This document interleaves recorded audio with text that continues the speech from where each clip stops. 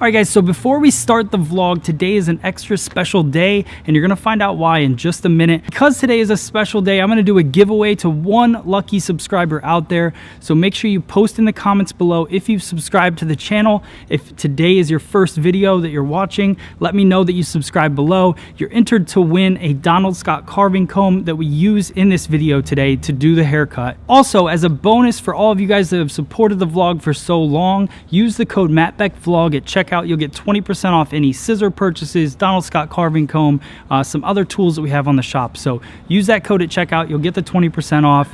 Let's get started with the vlog. Here we go. 7, 6, 5, 4, 3, 2, 1.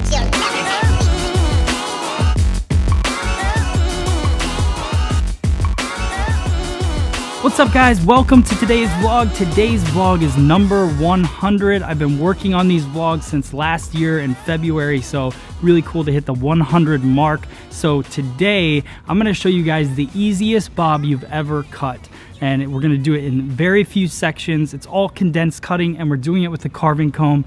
This is the end result, so it's a long bob, lots of texture, so you're definitely going to be able to use this in the salon. It's going to be that quick technique that you're looking for, but also giving your guests that shattered look. So hope you guys enjoy it. Let's get started with our step-by-step. Here we go. All right, so we're going to start off by prepping the hair with Donald Scott Prepare. The cool thing about this product is it prepares the hair for cutting with a razor. It gives you a little bit of control with your sectioning and adds a lot of shine to your end result. So we're going to mist that all over the hair, really focus it towards the ends to mid shaft where we're going to be cutting, and then I'm going to start off my sectioning. We're going to do a straight back vertical section all the way down center back, separating the left and the right side. And then what I'm going to do is I'm going to split the head in half, so right at the division point, high point of the head down to directly over the ear, and separate the front and back. So we basically create the 4 quadrants that we learn.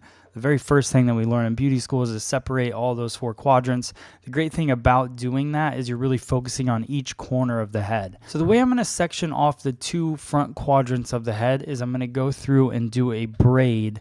And what that's going to do for me is just get the hair out of the face, but also gives me a focal point of where the hair is going to fall. So as I'm cutting into the back, I can kind of see where the hair is in the front. So we'll braid off this section as well.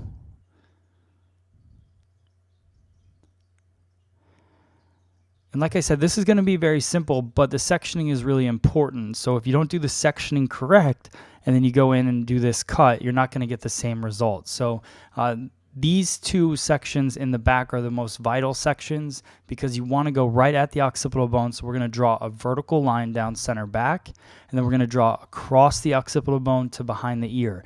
Now it's really important that you focus on that occipital bone, and I'm going to kind of go through a couple scenarios here as well, because if they had thicker, more dense hair, what I would do is still make sure that I'm working at the occipital bone, but I would have heavier strokes with the razor, and we'll talk about that in a second.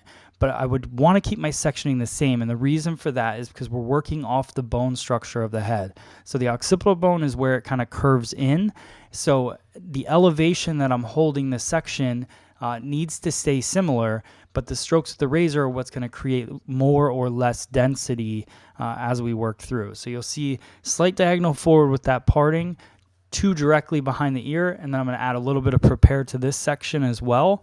And I'm going to go through the carving comb. So this is the carving comb tool if you've never seen it. This one has wide teeth on it. It has a 50% cut side and a 100% cut side. So if you want to cut structure in a haircut, you can do that. And then on the opposite side of the carving comb, you're going to just debulk and take out weight, create layers. We're going to use both sides of the carving comb as we work through this haircut. So a couple key points to really focus on here is see how thick that section is that I took. It's about the width of the carving comb.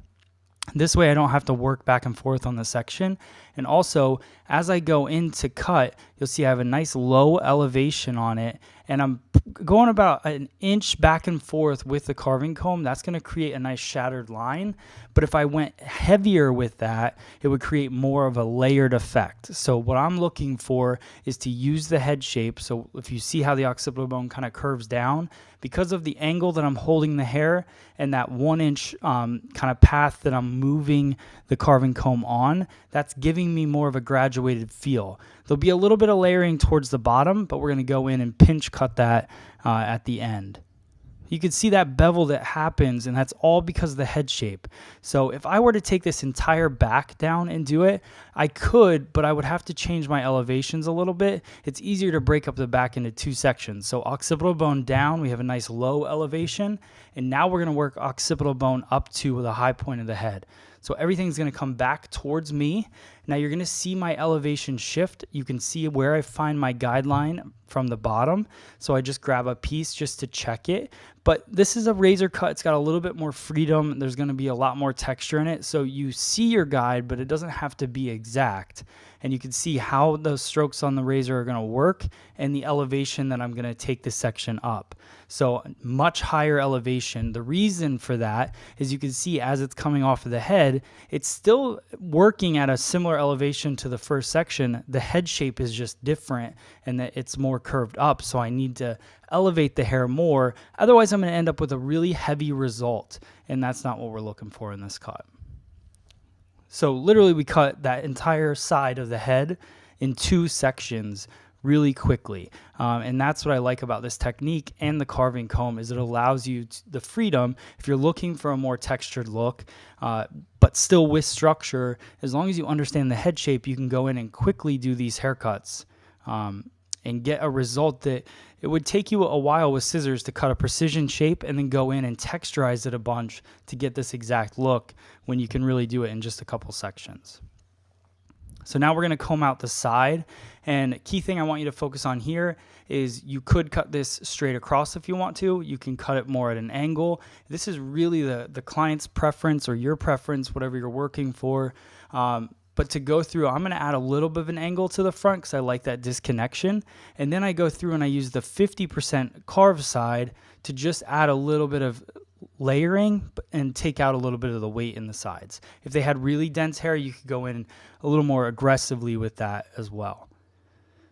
So we cut our angle, and then I go in with the 50% carved side and just take out some weight. Now we're going to work with Paul Mitchell Fast Form. This is a quick drying product, so it's just something if I want to add shine to the hair and dry the hair quickly, I put this product in.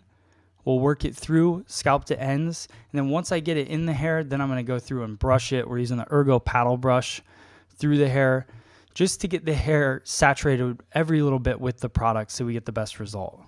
Now we're going to work a flat wrap technique, wrapping the hair around the head, adding that shine, getting the flexibility in the cuticle. We're going to create two different styles with this, more of a smooth style, and then I'm going to show you guys a style with a little more volume and texture at the end. So I want to have a flexible base and so that I don't have any calyx in the hair, and we're going to go through and do a little bit of dry cutting with the razor as well. So you'll see I'm leafing the hair, really focused on the base. So when you leaf the hair, you're pulling extra tension on the base of the hair, which is going to give you more control, and then I'll get that flexibility that I'm looking for in the end result. Same thing in the back, so you'll see I'm brushing the hair up, but then I come back down. You don't want to blow dry the hair in one direction. You also want to make sure that you never blow dry the hair and leave that parting in there. You want to go back and forth over the parting, and that'll give you an even consistency within the base. What I really want you guys to see in this part is how that shape's really unfolding. So it has a precise look to it. It definitely has a textured feel. It's very soft, and I think that that's what a lot of people like about a razor cut is it's easy to style at home. Somebody cuts a more precision cut in your hair, it's great for you to style in the salon, but when you get home and you go to style it, it's a little bit harder because you don't have that precision blow dry happening. So it's really nice to have that flexibility in the haircut.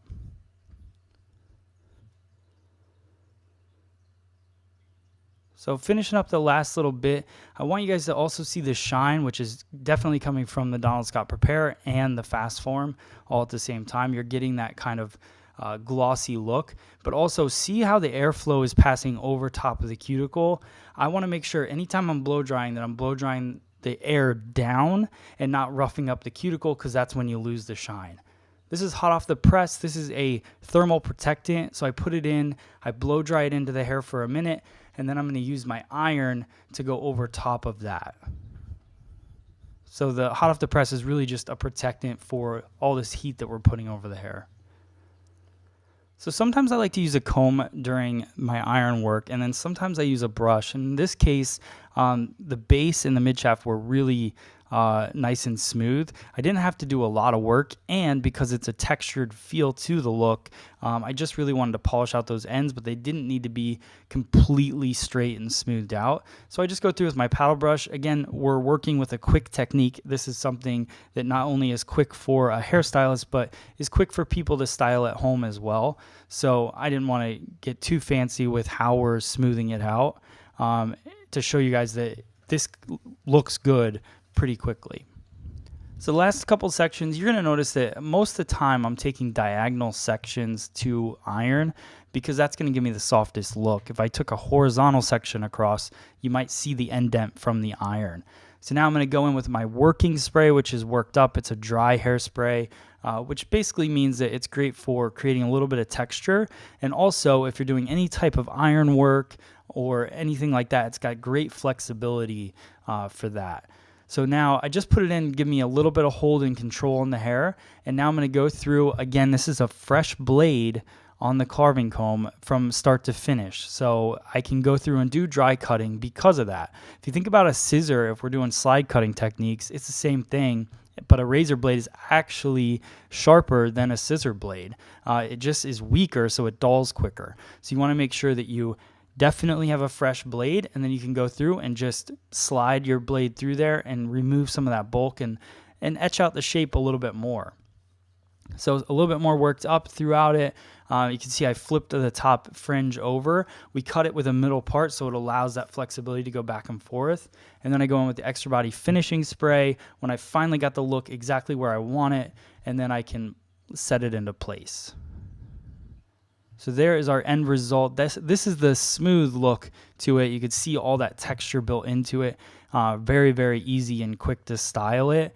And now what I'm going to do is I want to go in and use a curling iron on it real quick just to show you guys what that part would look like as well. Because this is a flexible look. It has that texture built into it, so it looks good straight or curly. So we're going through, I'm just using the curling iron. This is an 1.5 inch curling iron, and I'm going through and curling everything back off the face. You can see how it already kind of gives those textured ends because of the way that we cut it with the razor. And I'm just going to continue that same pattern throughout the top and the other side. So it's a really quick technique, but it gives you a really fun textured feel at the end. So I'll just run my hands through it a little bit. You'll see those curls come to life. The one thing that I want to shift from this style and why I'm kind of going in with the worked up, because it gives me that flexibility instead of going in with a finishing spray. And I'm just going to take my flat iron and flat iron a few of the end pieces, which will give me that texture and separation and also elongate the style for the end result. So hope you guys like this style. Let me know in the comments below what you think. Thanks for watching. All right, guys, and like always, if you liked this cut, then hit the like button, hit the share button, share this video with all of your friends out there. And for our special 100 episode video, make sure that you let me know that you made it this far in the video. It means a lot to me. Thank you guys for watching. Also, if you're not a hairdresser out there and you were inspired by this cut and you want to cut like it, go to hairsalonlocator.com. We have all of our FSE partner salons on there, so you can get a haircut like this. People that train with us and work with us throughout the country, throughout the world. You can find their salons on hairsalonlocator.com. Thank you guys for watching and subscribing. I'll see you guys on the next video. Thanks.